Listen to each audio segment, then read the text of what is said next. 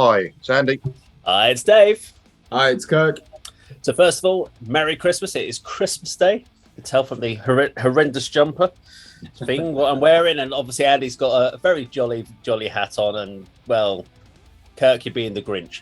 So You didn't get the memo. I've given your escape plan t-shirt on. So yeah, because I realised they're Christmas, aren't they? Christmas we, of course, as it's Christmas Day, we need to do a Christmas-related video. So there was lots of options to pick from. There are lots of bands out there that have gone off and done metal versions of Christmas carols and stuff like that, and I felt that we didn't need to do that. So we're going to take you into a completely different direction. It is a Christmas, it is from a metal band, but it's not a cover of a traditional Christmas song. I haven't told you what it is, so and I'm not going to.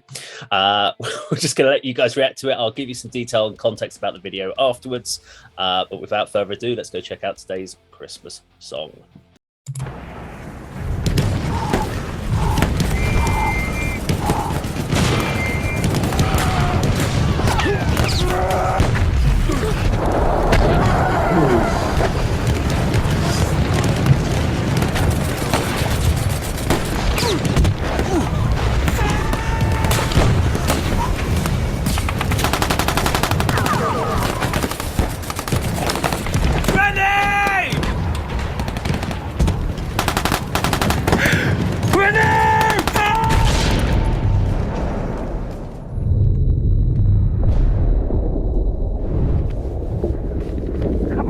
Wake up! Can you hear me? Can you hear me? Hannes! Come on!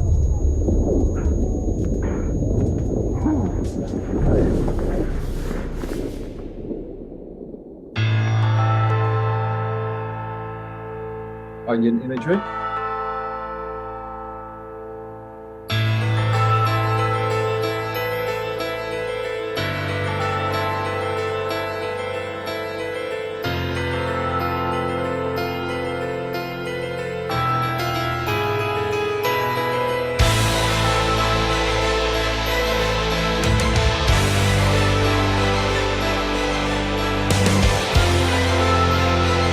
Oh, this is obviously Sabaton, isn't it?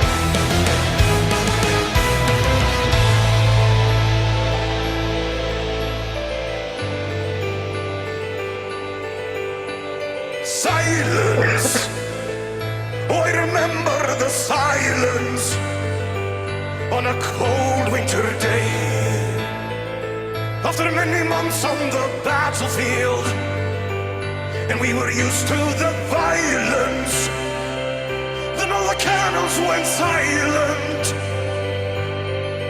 and the snow fell. Voices sang to me from no man's land. We are all friends. And today we're all brothers, tonight we're all friends. Our moment of peace in a war that never ends. Today we're all brothers, we drink and unite. Now Christmas has arrived and the snow turns the ground white. Hear carols from the trenches, we sing a holy night. Our guns lay to rest on wood snowflakes. Our Christmas in the trenches, our Christmas on the front, far from home.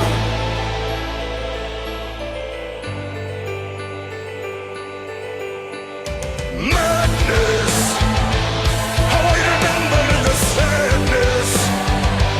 We were hiding our tears in a foreign land where we faced our fears.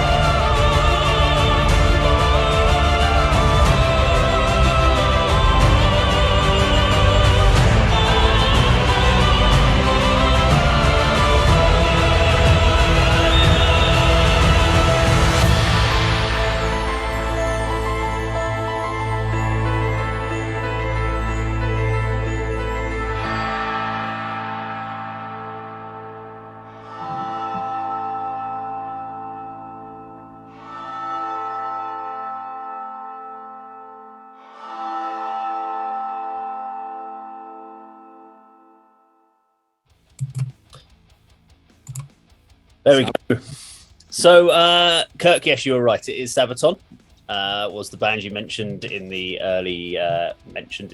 I think the singer kind of gives it away with his certain look. Not very World War One in his kind of hairstyles, etc. But there are going to be certain things we're going to give away in this on that you can only change. But for me, just watching that, it's an incredibly powerful music video.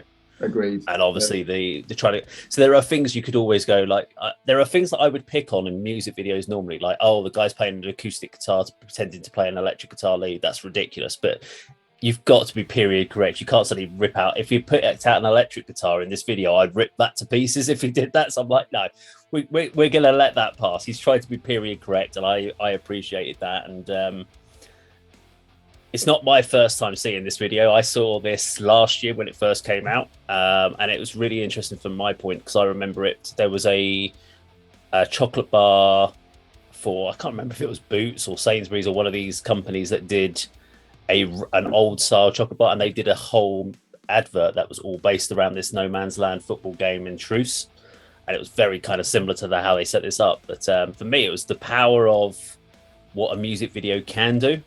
And when someone actually invests time and actually puts a story together versus let's play a thing in a black room sort of thing.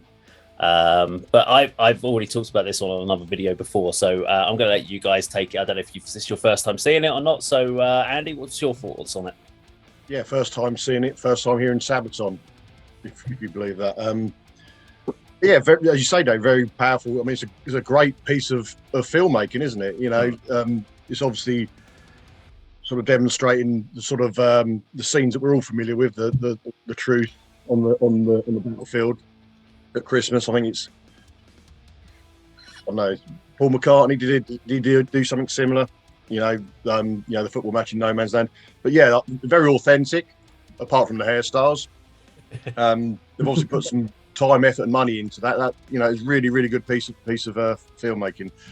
The song I thought was very rousing and uplifting, and the lyrics are very poignant as well, without being sort of too cheesy, and you know, well, not cheesy at all, and it fed into the theme of Christmas as well. I really enjoyed that. That needs to be put out there more.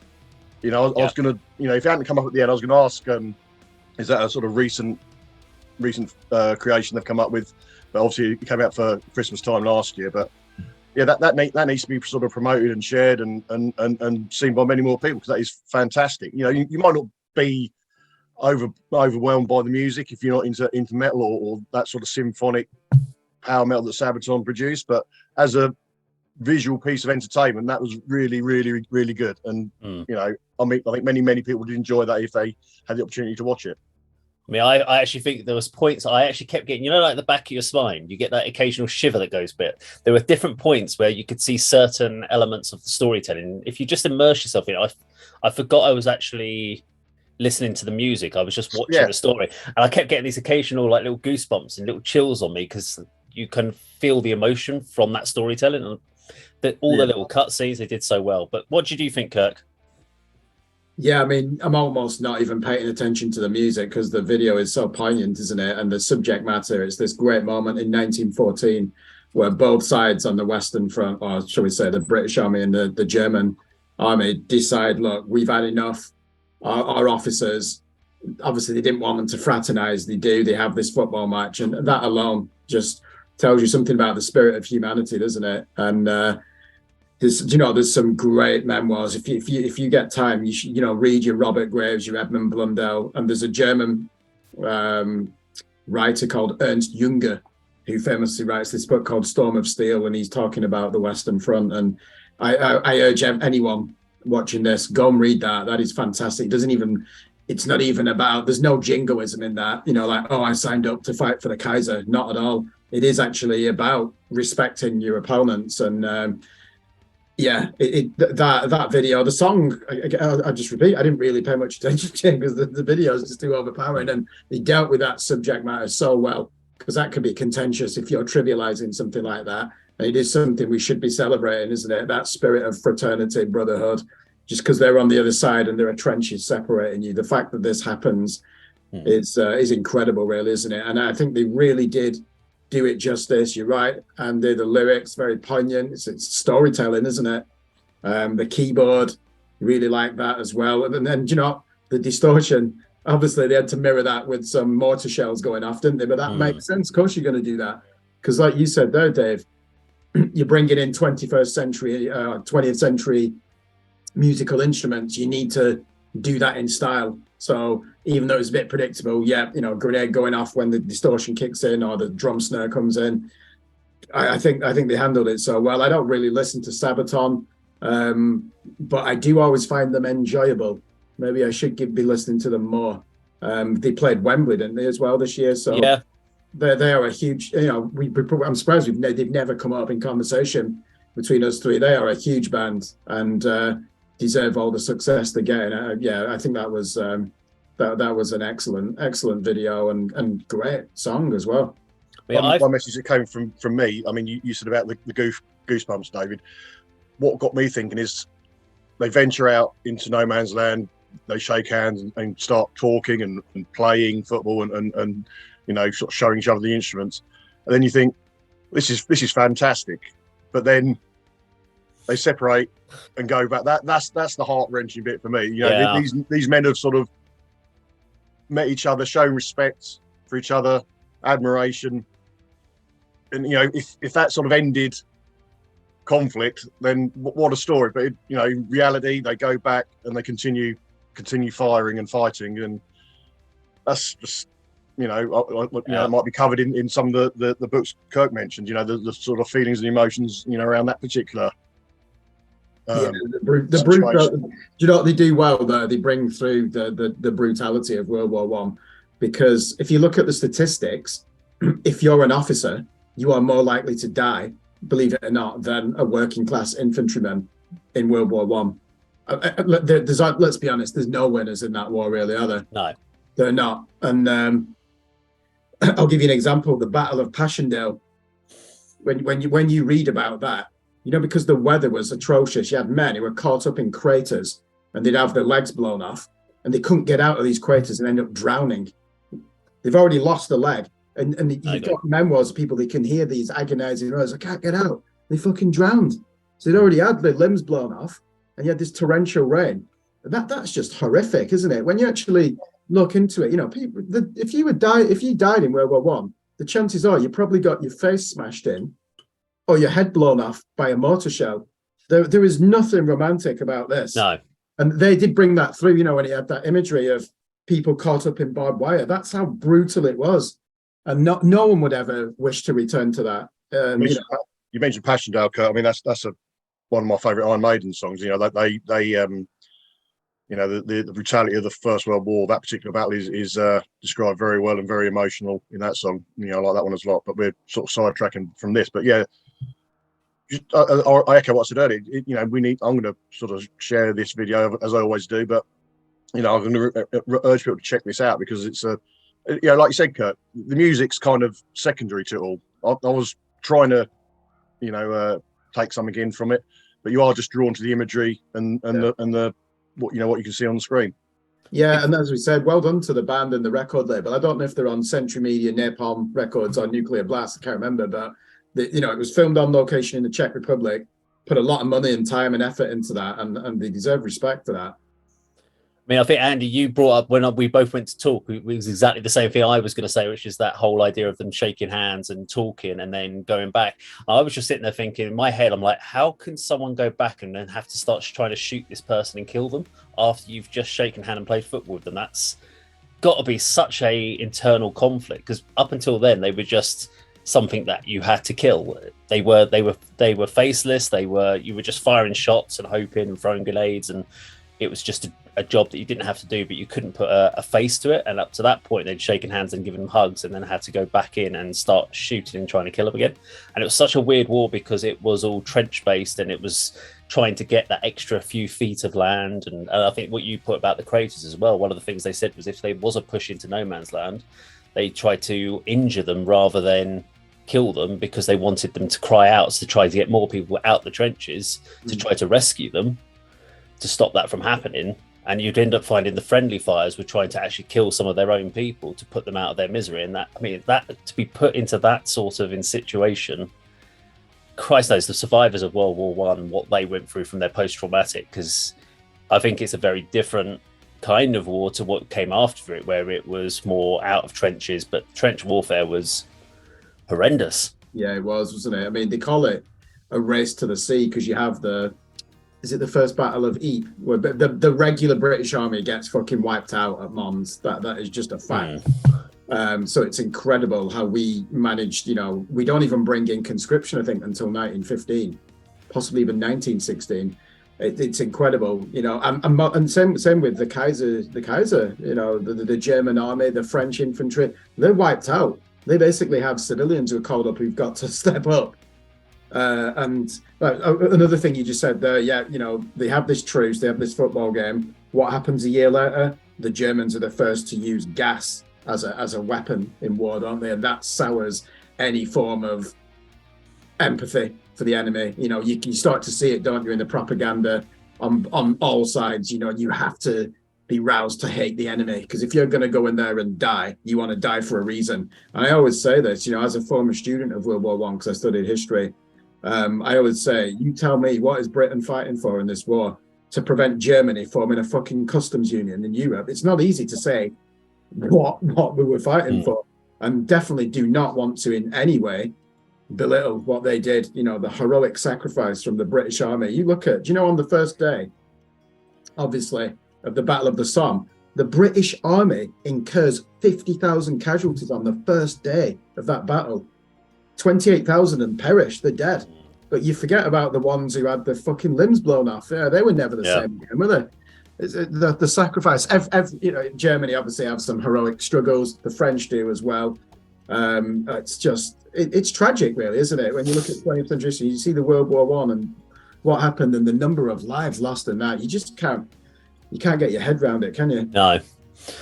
Let's just get some information about this actual song, though. We've got off into a bit of a history channel, which I think was right to do. But to give you a bit of context around it, it was the first song. It was called Christmas Truce. It was written off the first song off of The War to End All Wars. So the whole album is around World War One. And it's made up of 11 tracks. So it's got Stormtroopers, Dreadnought, The Unkillable Soldier, Soldier of Heaven, Hellfighters, Race to the Sea, Lady of the Dark, The Valley of Death, The Christmas Truce, and Versailles. So that's basically the track listing for that album. The band didn't ever intend this to be a Christmas song, but it happens to talk about the military history that takes place time at Christmas. And so hence why it's been kind of almost adopted as a Christmas track. It was never intended that way. It was released October last year.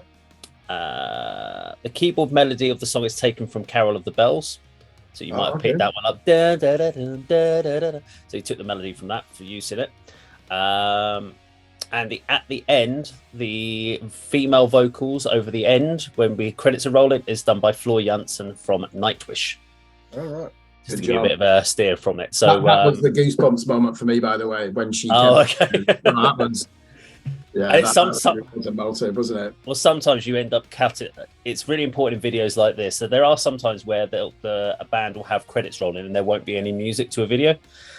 And if it's just a black room video, I will usually cut those credits. But in a video like this, it's very important to show respect to the people that were involved in it. Yeah. Everyone that took place in it, all the people that were involved building the trenches and all that sort of stuff, they need to make sure that they get their credit. You shouldn't ever cut video off just because the music video element has finished. But there we go. That was our Happy Christmas Day music video reaction.